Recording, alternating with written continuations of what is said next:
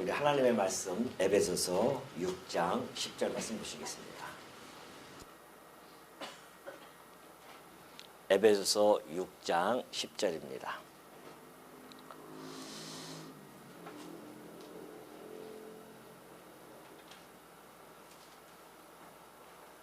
다 찾으신 줄 알고 봉독해 드립니다.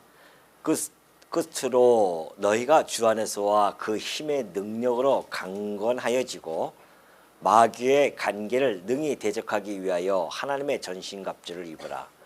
우리의 씨름은 혈과 육을 상대하는 것이 아니요 통치자들과 권세들과 이 어둠의 세상 주관자들과 하늘에 있는 악의 영들을 상대함이라. 그러므로 하나님의 전신갑주를 취하라. 이는 악한 날에 너희가 능히 대적하고 모든 일을 행한 후에 서기 위함이라.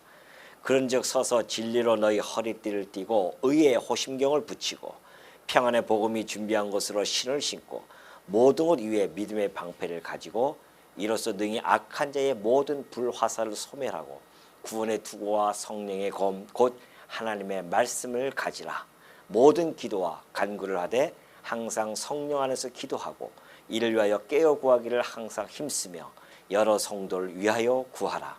또 나를 위하여 구할 것은 내게 말씀을 주사 나로 입을 열어 복음의 비밀을 담대히 알리게 하옵소서 할 것이니 이 일을 위하여 내가 쇠사슬의 메인 사신이 된 것은 나로 이 일에 당연히 할 말을 담대히 하게 하려 하심이라. 20절까지 봉독해 드렸습니다. 오늘은 특별히 우리가 한 해를 보내기 위해서 계획하고 준비한 것들을 함께 나누면서 모든 것들도 의결도 하고요 하는 교회에서 가장 큰 회의 중에 하나인 이 공동의회를 하는 날입니다. 특별히 공동의회를 하기 전에 저희가 지금 이렇게 개회 예배로서 드리는 중입니다. 그래서 오늘은 히브리서를 하지 않고 특별히 에베소서 6장의 말씀을 가지고 함께 이 말씀을 상고하고자 합니다. 자, 오늘 이 에베소서는요, 바울이 로마에 있는 감옥에 갇혔을 때에 에베소에 있는 성도들에게 편지를 쓰므로 이것을 이제 소위 옥중서신이다 그렇게 이야기를 합니다. 옥에서 이제 썼기 때문에 옥중서신이죠. 바울은 이 에베소 성도들에게 편지를 보내면서 매우 중요한 이 교회를 이해하는 데 있어서 매우 중요한 그러한 내용들을 그들에게 계시해주고 있죠. 잘 알려주고 있습니다. 물론 이 교회론, 그러니까 이제 신학적으로 봤을 때 교회론이라고 하는 하나의 교리를 형성하는 데 있어서 에베소서는 매우 중요한 정보들을 우리들에게 제공해 주었습니다. 이 교회라고 하는 것, 이제 앞에 보면은 이제 6장이면 이제 마지막 끝으로 해서 마무리를 짓는 그런 내용인데 그 전에 보면은 바울이 교회에 대해서 잘 설명해 주고 있는데요. 이 교회라고 하는 것은 크게 한 세 가지 개념을 가지고 설명을 해줍니다. 첫째가 성전에 대한 개념입니다. 교회라고 하는 것은 성전인데 우리가 지난번에 한번 살펴보았듯이 교회는 이제 성전이라고 하는 것은 터가 있죠. 이 터 위에다가 그리스도라고 하는 이 터 위에다가 집을 짓습니다. 이렇게 집을 짓게 되어지는데 바로 예수 그리스도께서는 이 터일 뿐만이 아니라 모퉁이 돌이 되어지십니다. 그 모퉁이 돌이 되어져서 집을 지을 때에 모퉁이 돌이 없으면 집을 지을 수가 없잖아요. 제일 먼저 두는 것이 모퉁이 돌입니다. 거기서부터 시작해서 연결되어지면서 집을 짓듯이 바로 이 교회라고 하는 것은 예수 그리스도께서 그 터가 되시고 모퉁이 돌이 되어지셔서 시작되어졌다는 겁니다. 왜 그러냐면은 예수님의 약속이었거든요. 제자들을 모아놓고 내가 내 교회를 세울 거야 그랬습니다. 그러니까 이 교회는 그리스도의 것이죠. 뭐 저기 로마에 있는 그 교황의 것이 아니라 바로 그리스도의 것입니다. 교회라고 하는 것은. 그러니까 그분이 모퉁이 돌이 되어질 수밖에 없죠. 그분이 이 터가 되어질 수밖에 없는 겁니다. 그러니까 교회는 예수 그리스도가 아니면은 세워질 수 없는 것이고 예수 그리스도가 없는 그런 교회는 교회가 아니라는 것이죠. 그냥 하나의 모임, 세상적인 모임입니다. 그래서 이 성전의 개념을 가지고 잘 설명해 줬어요. 우리 하나님이 이 안에 거하신다는 것이죠. 그래서 우리 안에 거하시는 그 하나님. 그래서 우리가 다 성전이다. 그러니까 우리 예수님이 모퉁이 돌이 되어주시고 성도들이 다 연결이 되어져서 그 하나의 교회로 완성이 되어지는 겁니다. 지금 그 성전이 지어져 가고 있다는 것이죠.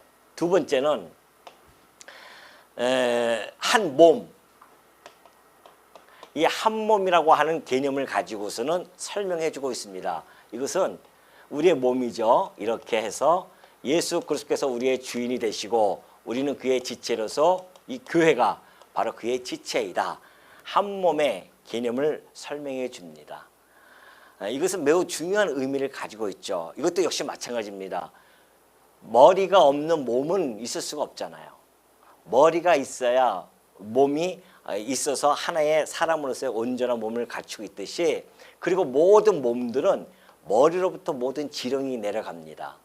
그래서 머리가 이렇게 뇌세 상태가 되어지면 온몸이 움직이지 못하는 것 똑같습니다.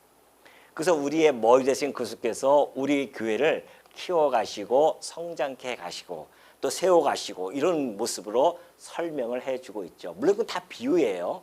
비유인데 물론 이것은 물론 비유이면서도 또 어떤 실질적인 그러한 이해가 되어질 수 있고요. 세 번째는 부부의 관계를 통해서 설명해 주고 있거든요. 부부라고 하는 것은 머리 대신 그리스도께서 우리의 남편이시고 그리고 몸된 교회는 그분의 신부이다. 이렇게 부부의 모습으로서 설명해 줍니다. 그러니까 그리스도와 이 교회의 관계를 이런 세 가지 개념으로 설명해 주는데 우리가 쉽게 알아들 수 있죠. 왜? 여기서의 공통점은 뭡니까? 이게 유기예요. 하나의 유기성을 가지고 있구나. 머리 대신 그리스도와 교회는 이게 뗄래야 뗄 수 없는 이러한 유기성을 가지고 있고 예수 그리스도를 통하여서 우리의 머리 대신 그리스도를 통하여서 우리의 신랑이신 그리스도를 통하여 교회가 형성되어지고 그 안에 붙어 있어야만이 가능하다는 것을 잘 설명해 주는 것이 에베소서에 있는 내용들입니다. 그렇다고 한다면 이런 교회는 크게 두 가지로 나눌 수가 있습니다. 다시 교회는 천상교회가 있고요. 지상교회가 있습니다. 천상교회는 우리처럼 이렇게 살다가 목숨이 다 해서 끊어지면 이제 낙원이라고 하는 우리 주님이 계시는 천국에 가 있는 거죠. 예수님이 재림하여 이 땅에 다시 오실 때까지 그곳에서 참으로 평안한 상태. 그러니까 이 천상교회의 상태는 평화의 상태입니다. 그래서 그리스도와 함께 날마다 정말 평화롭게 평강 가운데 사는 곳입니다. 그러나 이 지상교회는 지금 현재 우리가 이렇게 있는 우리 성도님들이 다 지상교회입니다. 지상교회에서는 어떤 상태에 있냐면은 투쟁의 상태예요. 싸워야 된단 말입니다. 끊임없이 싸워야 돼요. 그 싸움에 대한 것을 이 지상교회는 그래서 투쟁교회, 싸워야 하는 교회임을 잘 밝혀주고 있습니다. 그래서 이 지상교회에서 이 투쟁을 할 때에 어떠하게 보면 그 투쟁의 뭐 대상이라든가 투쟁의 성격이라든가 이런 걸 우리가 좀 알아야 되잖아요. 그것이 바로 오늘 저희가 살펴볼 내용이 투쟁의 그 성격은 뭔가, 싸움의 성격이죠. 어떤 성격인가, 그리고 싸움의 우리의 대상은 누구인가 뿐만이 아니라 이 투쟁, 싸울 때에 어떻게 우리는 무장을 해야 되는가, 싸울 무기는 무엇인가, 이러한 내용이 6장 10절부터 20절까지 잘 설명이 되어져 있습니다. 그걸 우리가 한번 살펴보도록 하죠. 자, 10절 보면 그래요. 끝으로 너희가, 이거 다 설명해 나갔습니다. 끝으로 그런 이야기예요. 이제 너희가 주 안에서와 그 힘의 능력으로 강건하여지고 그래요. 자, 교회는, 성도들은 누구와 함께 있을 때 가장 강력한 힘을 얻냐면은 그리스도와 함께 있을 때 강력한 힘을 얻죠. 힘을 공급받는 겁니다. 머리로부터 공급을 받듯이 그리스도에게 공급을 받죠. 그러니까 바울도 그걸 너무나 잘 알고 있기 때문에 너희가 주 안에서와 주 안에 있지 아니하는 자들은요 비실비실해질 수밖에 없습니다. 주 밖에 한번 가보십시오. 그러면 세상의 유혹에 그대로 끌려가면서 거기서 그렇게 살아가는데 주 안에서 있어야 우리가 힘을 얻을 수가 있다는 것이죠. 그러면서 그 힘의 능력으로 강건해진다. 그리스도의 힘으로 우리가 강건해지는 겁니다. 성도가 강건해지는 비결을 너무나 잘 설명해 주고 있죠. 자, 그것도 안 되면 바울은 실질적으로 디모데후서 4장 17절의 말씀을 가지고 잘 설명해 주고 있는데요. 이렇게 설명하고 있죠. 주께서 내 곁에 서서 나에게 힘을 주셨대요. 근데 왜 주셨는가? 나로 말미암아 선포된 말씀이 온전히 전파되어 모든 이방인이 듣게 하려 하심이니 내가 사자의 입에서 건짐을 받았느니라 그래요. 바울이 예수님께서 곁에 서서 그런 힘을 많이 주시는데 왜 그러냐? 바울이 전하는 그 선포된 말씀이 온전히 전파되어져서 이방인들에게 듣게 하려는 것이다. 그러니까 이것이 바로 하나님 예수께서 주시는 힘의 그 이유인데 왜 힘을 주시는가? 세상 것 가지고 누리면서 살려고 힘을 주시는 것이 아니라 그의 나라와 의를 위하여 살아갈 때 예수께서 그냥 강력한 힘을 공급해 주시는 겁니다. 그러니까 우리 성도들이 왜 삽니까? 바울이 사는 목적이 뭐였었냐면 이방인의 사도로서 살았었습니다. 예수님이 그걸 부르셨어요. 부르셔서 그를 이방인의 사도로 부르셔서 사명을 주었습니다. 바울은 그때부터 목적이 분명하게 설정이 되어집니다. 내 삶은 이방인들에게 복음을 전하는 거야. 죽든지 살든지 나는 오로지 이것을 향해 산다. 먹든지 마시든지 나는 이걸 위하여 산다. 그것이 바로 하나님의 나라와 의를 위해서 살아가는 그 목적을 바울은 분명하게 설정했습니다. 그때부터 놀랍게도 예수 그리스도부터 힘이 주어지는데요. 그 어떠한 어려움이 온다 할지라도 그걸 견뎌낼 수 있는 힘이 그 안에 강력하게 발휘가 되어집니다. 우리도 마찬가지입니다. 여러분 왜 사세요? 왜 밥을 먹냐 말이죠. 그럼 배설물 만들기 위해서 밥을 먹습니까? 그거 아니잖아요. 우리의 분명한 목적이 있어요. 우리를 부르신 하나님 예수 그리스도의 목적이 있단 말입니다. 그의 군사로서 우리를 부르셨단 말입니다. 왜 우리를 싸우게 만드시냐 말이죠. 예수님 믿으면 곧바로 그냥 평화롭게 끌고 가시면 좋을 텐데 이 땅에서 여전히 우리를 싸우게 하신단 말입니다. 그 싸움이라고 하는 것은 그의 나라, 하나님의 나라와 그 의를 위하여서 싸우는 그러한 목적입니다. 그렇기 때문에 우리가 그런 목적을 설정해 놓으면 왜 우리가 밥을 먹는가? 때론 구차스러워요. 밥 먹는 게 밥 져가지고서는 그 밥 한 5분 먹으려고 1시간 동안 준비해가지고 먹기도 하고 그러지 않습니까? 다 구차스러워요. 왜 그럴까요? 근데 그 밥을 먹음으로 말미암아 내가 그의 나라와 하나님의 나라와 의를 위하여 살아가는데 에너지를 공급받기 때문에 그 일을 우리가 먹는 겁니다. 그런 목적이 우리에게는 분명히 있어요. 성도에게는. 그걸 위해서 우리는 살아가는 겁니다. 그 세상에서 주는 목적과는 전혀 다르잖아요. 그럴 때 우리는 강력한 힘을 얻고 살아가는 겁니다. 그것이 이제 10절에 있는 말씀이에요. 주 안에서와 그 힘의 능력으로 강건하여지고 그러죠. 그러면서 마귀의 간계를 능히 대적하기 위하여 하나님의 전신 갑주를 입으라.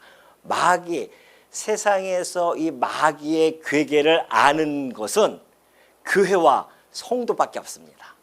교회뿐이 없어요. 마귀의 괴계를 누가 합니까? 세상에서는 마귀가 어딨어 이렇게 살아가는 자도 있고 혹시 어떠한 종교들은 마귀를 뭐 퇴치한다고 그렇게 하기도 하고 그 마귀에 대한 존재를 인정하고 살아가는 자들도 있어요. 그러나 마귀의 진정한 그 괴계는 성도가 정확하게 그 본질을 꿰뚫고 있습니다. 왠지 아십니까? 그 마귀의 했던 모든 일들이 성경 안에 그대로 고스란히 담겨져 있기 때문에 그래요. 그들의 전략이 성경 안에 그대로 담겨져 있습니다. 역사 초기부터 마귀의 괴계가 뭐겠습니까? 거짓말, 속이는 거 아니겠어요? 거짓말을 해가지고 속여가지고서 넘어뜨리고자 하는 것, 이것이 마귀의 괴계입니다. 그러니 그 마귀의 괴계에 의해서 때로는 교회 안에 율법주의를 집어넣어요. 그 자기를 자랑하게 되어지고 자기 행위를 자랑하게 되어지고 때로는 세속주의를 집어넣어서 교회가 막 물질 만능주의에 외모 지상주의에 빠져가지고 막 그렇게 살아가기도 하고 또한 뭐 이 어떤 뭐 이단들 적그리스도에 의해서 교회가 막 흩어지기도 하고 이런 모든 일들이 마귀의 괴계 안에 다 들어가 있습니다. 근데 놀랍게도 그 마귀의 전략이 이 말씀 안에 다 들어가 있으니 우리가 말씀을 공부하는 우리 외에는 누가 그 마귀의 전략을 알 수 있겠냐 말이죠. 그래서 바울이 보십시오. 이제 고린도 후서 2장 21절 보면 그래요. 이는 우리로 그 사탄에게 속지 않게 하려 함이라. 우리는 그 계책을 알지 못하는 바가 아니로라 그러잖아요. 우리는 그 계책을 알고 있어요. 그러면서 고린도 후서 11장 14절 보면 이것은 이상한 일이 아니니라. 사단도 자기를 광명의 천사로 가정해어 옵니다.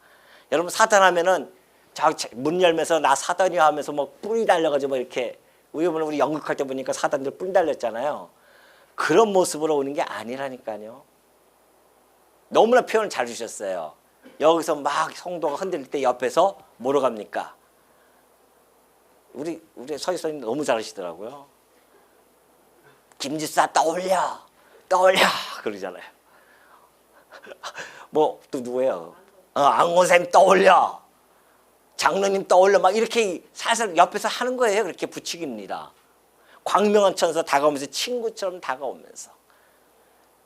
그러니까 우리가 이 계기를 모르면 우리도 모르게 그냥 그런 줄 알고 한 파당이 형성되어져서 이쪽을 갖다가 공격하고 교회를 찢고 그리스도의 몸 아니겠어요? 이 몸을 찢는 데에 아주 해놓고서는 당연하듯이 의기양양하게 살아가는 모습들. 이것이 사단의 그게 완전히 말려버린 거란 말입니다. 그렇게 우리를 거짓말시키고 속이게 하고 이런 계계가 교회 안에 끊임없이 옵니다. 그러니 바울이 지금 그런 모습들을 그들에게 가르쳐주는 거죠. 이 교회에 대해서 이렇게 이야기해주고 교회가 이런 싸움이 우리가 놓여져 있다. 그러니 뭘 입어야 되는가? 하나님의 전신갑주를 입으라. 우리의 싸움은 혈과 육을 상대하는 것이 아니요 통치자들과 권세들과 이 어둠의 세상 주권자들과 하늘에 있는 악의 영들을 상대함이라. 자, 성격이 어떤 성격인가? 우리의 싸움은 혈과 육이 아니에요. 총칼을 들고 싸우는 것이 아닙니다. 성도의 싸움은 영적인 것이에요. 육적인 것이 아닙니다. 그러니까 영적으로 막 파고 들어오는 거죠, 우리의. 그러니까 악한 그 대상은 누군가? 이 통치자들과 권세들과 이 어둠의 세상 주권자들과 하늘에 있는 악의 영들. 악한 영들이죠, 악한 영. 이 악한 영들. 이 모든 것이 사실은 마귀가 들어온다. 마귀의 싸움이에요, 결국은.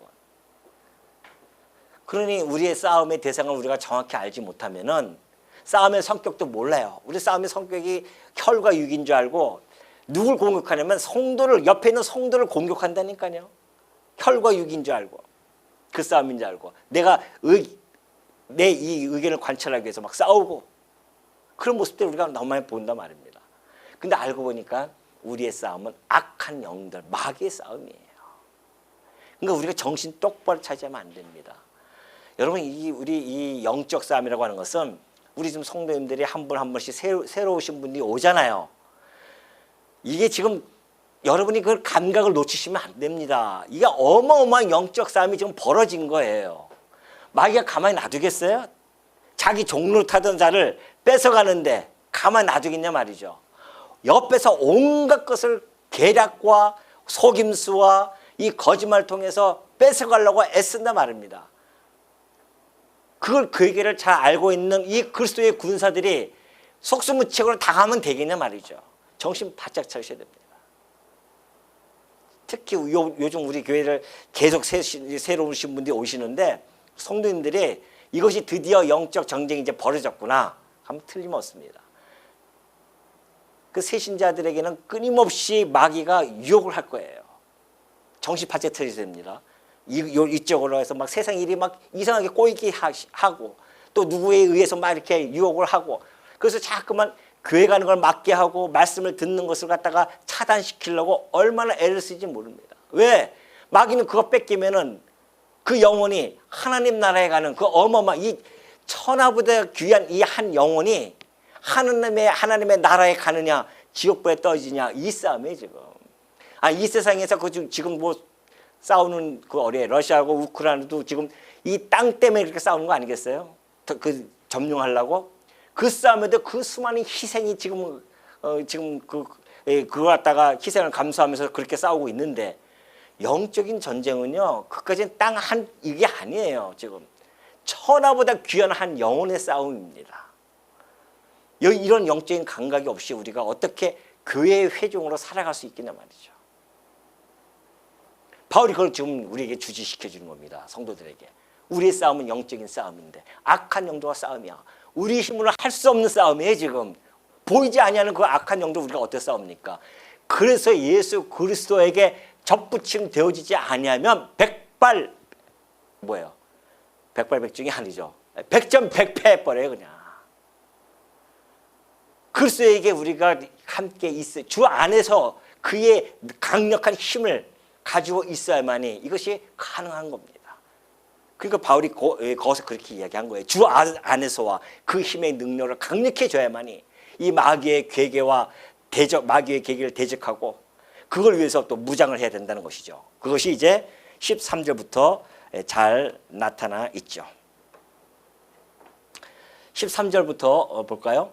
그러므로 하나님의 전신갑주를 취하라. 이는 악한 날에 너희가 능히 대적하고 모든 일을 행한 후에 서기 위함이라. 그런즉 서서 진리로 너희 허리띠를 띠고 의에 호심경을 붙이고 평안의 복음이 준비한 곳을 신을 신고 또 모든 걸 위해 믿음의 방패를 가지고 이로써 능히 악한 자의 모든 불화살을 소멸하고 구원의 투구와 성령의 검 곧 하나님의 말씀을 가지라. 그러죠. 하나님의 전신갑주 입지 않으면 이 싸움에서 당합니다. 여러분이 가지고 있는 육신의 소욕 가지고 싸워보십시오. 그냥 끌려간다니까요. 이 싸움에서 우리가 승리하기 위해서는 하나님의 전신갑주를 바울은 그때 당시에 로마 군병들이 입었던 그 전투의 그 완전 무장한 모습을 지금 비유로 해서 하나하나 설명해 가고 있습니다. 진리의 띠를 띄어야 된다. 왜? 그때 당시 옷들이 지금처럼 이렇게 뭐 이런 옷이 아니라 이 통옷이잖아요. 통옷. 이 통옷을 입었기 때문에 싸울 때 그 옷이 얼마나 거추장스럽겠어요. 허리띠를 내야 된단 말입니다. 우리가 싸울 때 뭐 철학이라든가 내 경험이라든가 내가 사색해서 이렇게 싸운다고 이길 수 있겠습니까? 아니에요. 진리라고 하는 확고한 진리, 흔들지 않는 진리, 그 진리의 띠로 동여 매고 싸워야 된단 말입니다. 그래서 그 진리의 띠 또는 의의 호심경, 허리띠를 띠고 의의 호심경 뭡니까? 이 가슴을 방패를 이 가슴의 흉배처럼 막아주는 거죠. 그 의의 호심경을 딱 이렇게 착용을 해야 됩니다. 왜? 우리 끊임없이 우리 마음속에 뭐가 들어오냐면 나는 죄인이야. 나는 죄인이기 때문에 물론 우리 다 죄인이죠. 그러나 그 죄악 때문에 나는 지옥에 가. 그렇게 우리를 갖다 끌고 가는 경우가 있단 말이죠. 그러나 우리는 하나님이 내 비록 죄인이지만 하나님 예수 그리스도를 통하여 나는 의롭다 칭함을 받은 자야. 의라고 하는 이 가슴의 흉배를 딱 붙이고 있어야 흔들리지 않죠. 뿐만이 아니죠. 신도 마찬가지입니다. 평안의 신발인 것은 발이 불편하면 싸울 수가 없습니다. 발이 평안해 이게 있어야 되죠. 그것처럼 우리의 심령이 늘 불안하고 걱정하고 염려하는데 싸움이 되겠어요? 안 된단 말입니다. 내 마음속에 심령의 평강이 있어야 된다. 뭘로?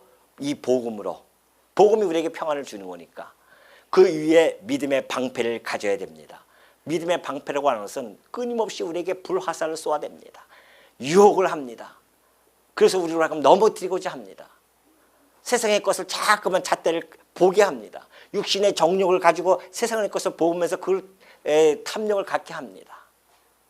이 모든 것에서부터 유혹을 견뎌내고 싸울 수 있는 것은 믿음의 방패를 가져야 된다는 것이죠. 그런가 하면 구원의 확신 없이는 어떻게 우리가 싸울 수 있겠습니까? 두렵죠. 내 구원의 확신, 네가 나를 넘어뜨린다 할지라도 나는 하나님께서 절대 나를 버리지 아니하신다고 하는 이 구원의 투구를 딱 써야 된단 말입니다. 그리고 마지막으로 뭡니까? 검이에요. 하나님의 말씀, 어떠한 비진리라도 얘에게 뵐 수 있는 하나님의 이 말씀의 검이 우리에게 있어야 되죠. 그러니 여러분, 이러한 것으로 갖추고 싸워야 사단에게 겨우 이길 수 있는 겁니다. 그런데 그런 것도 없이 그냥 사단에게 져요? 그러니까 사단에게 싸워봤자 다 질 수밖에 없는 거죠. 세상 사람들은 마귀의 종로로 하고 살아가지만 그래도 우리는 그곳에서 하나님께 건져주셔서 그리스도의 군사로 부르셨다고 한다면 이런 무장을 해야 된단 말입니다. 그것만이 아니에요. 이 하나님의 전신갑주에는 들어가지 않지만은 18절 보면은 모든 기도와 간구를 하되 그래요. 항상 성령 안에서 기도하고 이를 위하여 깨어 구하기를 항상 힘쓰며 여러 성도를 위하여 구하라 그래요. 기도가 또 필요합니다. 기도라고 하는 것은 이 영적 정죄에서 아주 강력한 그런 힘을 발휘하도록 합니다. 아주 탁월한 기능이 있어요. 하나님의 전신갑주로 무장하지만 거기에 더해서 전신갑주에 더해서 기도가 왜? 이 전신갑주를 입고 싸울 때에 탁월하게 그 기능들을 할 수 있도록 그러한 힘을 발휘하는 것이 기도고요. 뿐만이 아니라 이게 시너지 효과가 어마어마합니다. 이것만 가지고 힘을 잘 발휘 못합니다. 기도가 그래서 필요한 거예요. 성도를 위해서 기도해 줘야 됩니다. 옆에 있는 성도에게 기도를 하는 겁니다. 우리가 수요일날 기도하기 시작했잖아요. 수요일날 우리가 모이면서 그때부터 기도하기 시작했는데 그 기도의 응답이 어마어마하게 지금 이루어지고 있습니다. 우리 다 느끼는 거 아닙니까? 고난이 당하는 성도들에게 있어서는 하나님께서 그 피할 길을 다 주셨고요. 그리고 새로운 영혼들을 하나님 보내주시기 시작하시고 역사들이 막 일어나기 시작합니다. 지금 이것이 지금 우리들에게 주어진 전신갑주뿐만이 아니라 기도라고 하는 이 무기도 하나님이 우리에게 주신 것이다. 그러면서 모든 19절 또 나를 위하여 구할 것은 내게 말씀을 주사 나로 입을 열어 복음의 비밀을 담대히 알리게 하옵소서 할 것이니 이 일을 위하여 내가 쇠사슬의 메인 사신이 된 것은 나로 이 일에 당연히 할 말을 담대히 하게 하려 하심이라. 바울은요 옥에 갇힌 것을 전혀 개의치 않습니다. 그리고 오히려 그것이 복음을 담대히 전할 수 있는 환경이라고 그렇게 생각을 했어요. 우리는 어떤 환경이 안 좋으면은 그 환경부터 빨리 해결하고서는 내가 이 신앙생활을 해야겠다. 아니에요. 그 환경이 그곳에서 나의 신앙을 지켜나가고 그곳에서 복음을 전하는 그 환경으로 그것을 변화시키는 것. 이것이 그리스도인들의 강력한 힘의 능력이란 말입니다. 그걸 놓치시면 안 되죠. 그냥 좀 환경이 어렵다고 해서 거기 코어가 빠져가지고 그거만 보는 거예요 지금 다. 그걸 벗어나야 됩니다. 바울 보십시오. 감옥에 갇혀 있으니까 아이고 이제 나 끝났나 보다. 이게 아니잖아요. 오히려 그것이 하나님께서 나로 하여금 다시 다른 복음, 그 복음을 전할 때 그 다른 환경을 내게 주신 것이구나. 그렇게 생각하고 절대 그 당당함을 잃지 않았어요. 더욱 담대하게 복음의 기회를 갖고 그걸 위하여 기도해달라고 그렇게 요청합니다. 내가 지금 쇠사슬에 매였지만은 오히려 내가 이것이 당연히 할 말, 이 복음 위하여 하나님 내게 주신 환경이니 하나님께 너희가 담대히 하게 해달라고 기도해달라. 바울도 인간인데요. 약해질 수 있단 말입니다. 성도들이 기도와 함께 합심해서 담대하게 해달라고 기도해 줌으로 말미암아 바울이 그 어려운 가운데서도 담대히 복음을 전함으로 말미암아 놀라운 역사가 이루어졌음을 우리는 사도행전 28절 이후로부터 나타나는 현상 속에서 충분히 알 수가 있죠. 그러니 여러분 우리가 이 그리스도의 군사된 여러분 옆에 있는 분들이 여러분의 험담하고 여러분이 욕하고 그러할 상대가 아니라는 거 아시죠? 옆에 보십시오. 지금 혹시 그런 분이 있으면 회개하십시오. 누구예요 지금? 나와 손 붙잡고 가야 할 전우예요. 그리스도의 군사. 아니 그 TV 보십시오. 영화 보십시오. 그 전우 하나가 저기서 부상 입고 쓰러져 있는데 돌아가는 거 봤어요? 저는 그걸 보면서 야 저럴 수가 있는가 과연. 저 한 명을 구하기 위해서 여러 명이 희생당할 수 있음에도 불구하고 그 라이언이 뭐예요? 라이언 일병 구하기 영화 보셨잖아요 여러분들. 그 구하기 위해서 얼마나 많은 군대들이 또 이 전우들이 투입돼 가지고 구합니까? 그것이 전우예요. 세상 육적인 싸움도 그러할지언데 이 영적인 싸움 현장에 있는 우리 이 전선에 있는 성도들이 지금 옆에 있는 성도가 쓰러지고 엎어지면 붙들고 가야 할 전우들 아니겠습니까? 그를 위해서 기도해주고 힘을 공급해주고 격려해주고 붙들어주고 이 어마무시한 이 지금 영적 싸움에 이 악한 영들이 우리를 갖다가 사자처럼 그냥 우리를 하려고 하는데 보십시오 여기 고린도후서 4장 4절 보면요. 그 중에 이 세상의 신이 믿지 아니하는 자들의 마음을 혼미하게 하여 그리스도의 영광의 복음의 광채가 비치지 못하게 함이니 그리스도는 하나님의 형상이니라. 하나님의 이 복음의 영광 광채를 지금 새로운 사람에게 비추려고 하는데 이 세상 이 신들 저 악한 이 영들이 그 마음을 혼미하게 해요. 그냥 못 듣게 한단 말입니다. 그러니까 우리 새로 오신 분들 특별히 우리 주변에 있는 우리 성도님들이 정말 전우로서 그 마음이 혼미하게 하지 못하는 저 악한 영들을 물리치기 위해서는 2배, 3배로 기도하셔야 되고 그 상황을 지금 보고서는 자꾸만 주변에 이상한 일이 이루어지면 이것이 사단이 지금 역사하고 있구나. 이것을 빨리 간파하시고 우리가 정말 함께 힘써서 기도해야 된다는 것을 바울은 이 에베소서 성도들에게 이런 교회의 본질과 교회가 이러한 모습의 지상교회가 있음을 잘 밝혀주고 있습니다. 오늘 이 교회 우리도 마찬가지죠. 오늘 우리가 한 해 동안에 이제 공동회의가 끝나고 한 해를 우리가 살아갈 때에 어떤 마음가짐으로 우리가 살아야 되는가. 바로 이거예요. 우리가 싸우면 1년 동안 또 싸워야 됩니다. 날마다 우리는 싸울 것이고 그리고 우리는 1년 동안 날마다 싸울 거란 말입니다. 그때 우리의 싸움의 대상과 성격과 이 무장을 정확하게 간파하시고 어떻게 우리가 정말 이 싸움을 대해 임해야 되는지 임전무태의 그러한 정신을 가지고 정말 한 해 동안 싸워서 승리하시는 우리 주의 종들 되어지시기를 당부드립니다.